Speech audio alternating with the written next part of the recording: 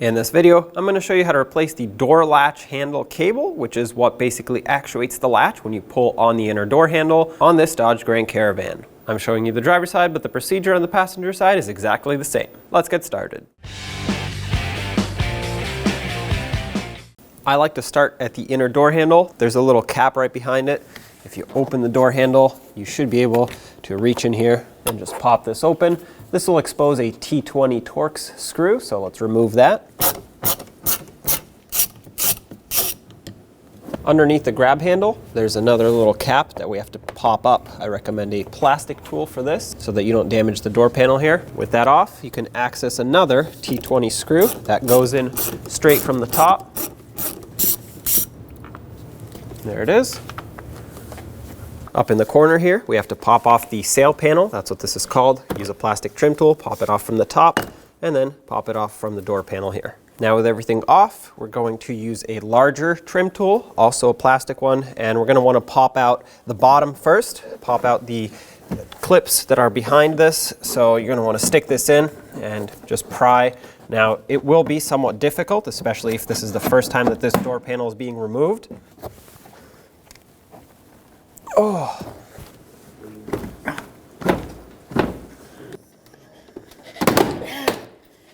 All right, there we go. It's popped off.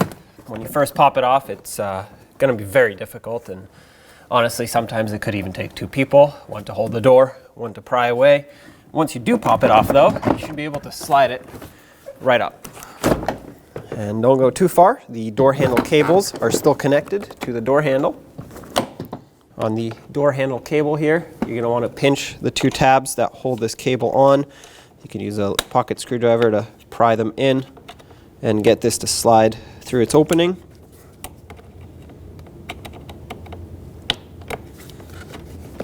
Just like that. And then flip it over, unhook it. Over here, we have some electrical connectors for the switch panel. Just push on the little tab and unlock the connectors. If you want to, you can also pop the switch panel up and through the door and get them from the other side. If your vehicle is equipped with it, you'll also have this courtesy light on the door. Unplug that, and you can pull the door panel away. Now, using a T25 Torx bit, let's remove the speaker so we can get access to the window regulator. On this last one, hold the speaker so it doesn't fall. On the back side, you'll have an electrical connector. Press on the tab, disconnect it, and set the speaker aside safely. Looking towards the left, you'll find this rubber cap.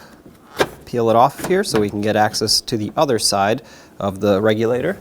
Now, with the ignition in the on position, plug your window switch back in, and we have to roll the window down. If you line it up just right, you should be able to see one mounting area slightly downward here, and this one lined up to right about the top of the speaker hole. Now I'm going to unplug my window switch so that it doesn't move anymore, and of course I'm going to shut the ignition off so that I don't drain my battery. This is what the retainers are going to look like. They're just a piece of plastic that you have to push inward with, unfortunately, a screwdriver. Unless you have something that's plastic, that'll do this. Basically, you have to pry this in and lift up on the window at the same time, and try not to break the glass, of course. I'm pulling up on the glass from the top while trying to pry this outward.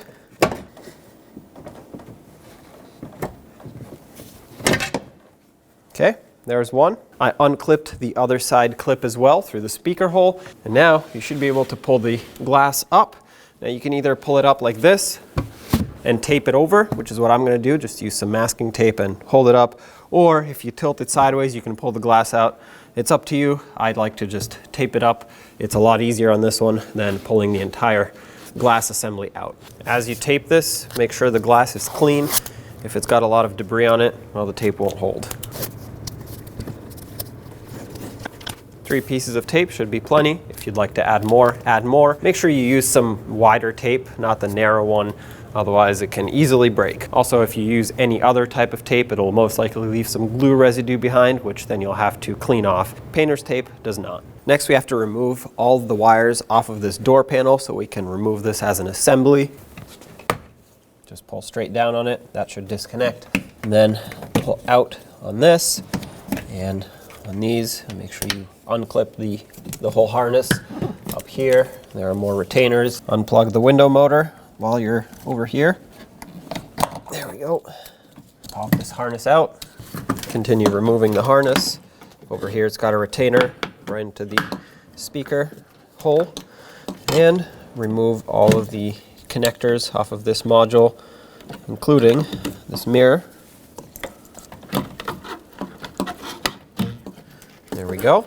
You'll notice that the only wire we have not removed yet is the one that goes to the door latch. You can remove it if you want, you can unplug it, but it's very difficult. You have to reach back there with a pick and probably a pair of needle nose pliers, so I might as well just wait until the panel is off. We do have enough slack in the wiring harness to do that at this point. Looking inside the door, you'll see where the outer door handle attaches. There's a rod with a yellow locking tab on it. I'm gonna use a pick and try to pry this off of here. There we go, just like that. And then you should be able to unhook this rod out of the outer door handle. Now using a 10mm socket, remove all the 10mm bolts that hold this panel onto the door itself.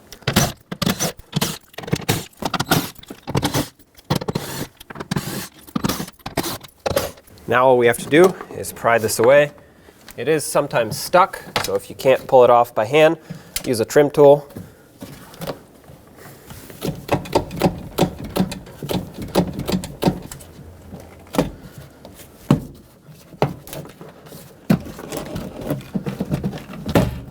Using a T30 socket, remove the 3 bolts that hold the door latch in place. Now you have to pull this out on the bottom, then go straight down with it, and then sideways. And you kind of have to just make sure you find the right angle, basically, where this wants to slide out, just like so. Now there is one more rod attached in there, but at this point we can actually replace our cable with it just like this. So if you want to disconnect it, you can. If not, there's our cable right here. So let's replace it. Pop this straight out, just like that. And you can unhook this end, pull the cable right through the panel.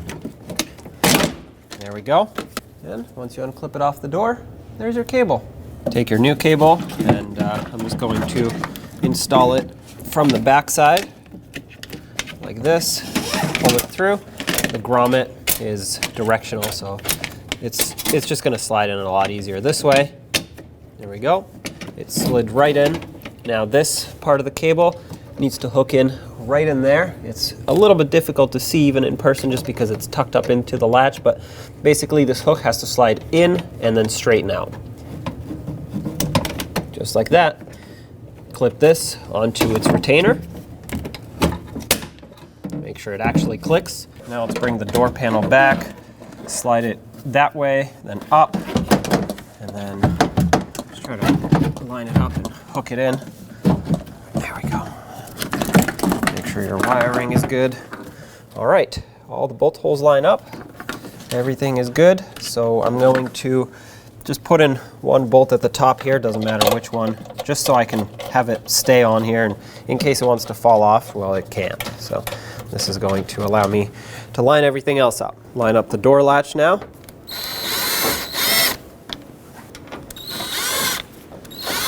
With all 3 started, tighten them up. Don't make them too tight, you can strip out, and then, well, you'll need a new door latch. This bolt is already started, so I'm going to start in all the rest. Then of course I'm going to tighten them all up.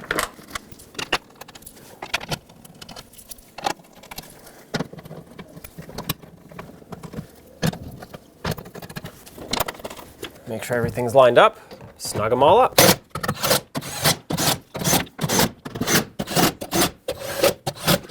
Now let's reroute this wiring harness and plug everything in. Got a retainer right here on the speaker hole. And then these connectors up here, they only plug into one plug, so you can't accidentally mix them up. Just like that. Resecure the harness all throughout the door panel. Make sure all the connectors that you're connecting get clicked in. If they don't click, that means they're not secured.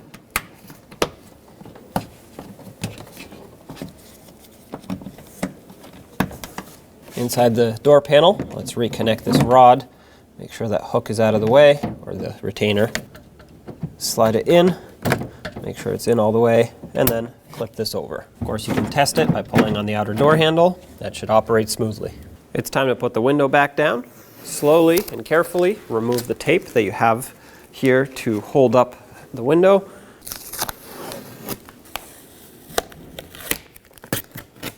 Slowly bring it down. Make sure it doesn't go crooked like that. Keep it in its tracks. Once you get it close, this is what it's going to look like when it actually clips into the regulator. There we go, just like that. That's what you're supposed to see. Let's reinstall the speaker, connect the connector, and make sure the wire goes through this cutout here. If it doesn't, it'll get pinched by the speaker, and that's not good. And make sure that it lines up with all the screws. Slide it back into place, line up the screws, and start them in. Now these are threading into plastic, so as you thread them, make sure you follow the existing threads. Now, yes, these screws will cut new threads, but because it's plastic, every time you cut new threads, it actually weakens the area where they screw in. So try to follow the existing threads. That usually provides you with the best clamping force available. And speaking of clamping force, don't over tighten these because it can easily strip out the plastic.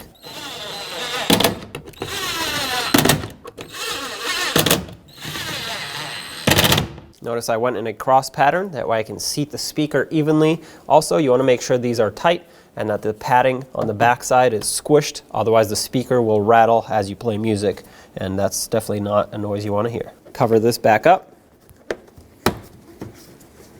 Make sure you press it on tight so no air or water gets inside. This also acts like a vapor barrier, so it's important that it's protected. Make sure the door handle cable is clipped into this retainer here. Plug in the courtesy light if your vehicle is equipped with it. And then right here, there's a power window switch for the rear quarter windows. Plug that in, make sure it clicks. These two plugs, since I removed the switch panel, I'm going to just put through and connect them once the door panel is on. However, if you did not remove the switch panel from here, you would plug them in right now. Lastly, we have the door handle cable, which has to hook in on the door handle like that. And then once it's slid in, flip it over, pull on it, slide it through the opening, make sure it clicks. Now bring the door panel in, make sure the lock indicator actually pokes through. If it's unlocked, it'll be easier to see, and then hook it up and over the inner window seal. Push it down. Once this lines up, you can make sure that all the push clips all around are lined up, and then push it in.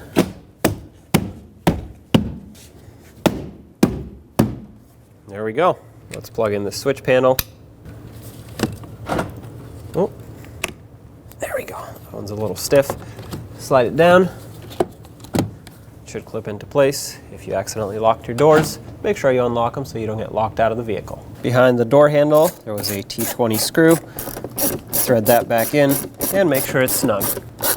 It's just going into plastic, so once it bottoms out, leave it right there. And don't forget to put on the cap that hides it. Press that on. And right by the grab handle, there was another T25 screw. Thread this one back in as well. This one is also threading into plastic, so once it bottoms out, snug it and leave it right there. And of course, don't forget to put on the cap to cover the hole. There we go. Up at the top here, don't forget the sail panel. Slide it in and clip it on. When only the best will do, demand TRQ. The only company that lets you view before you do. TRQ is committed to offering the highest quality aftermarket auto parts that are engineered for peace of mind. Thanks for using and viewing with TRQ.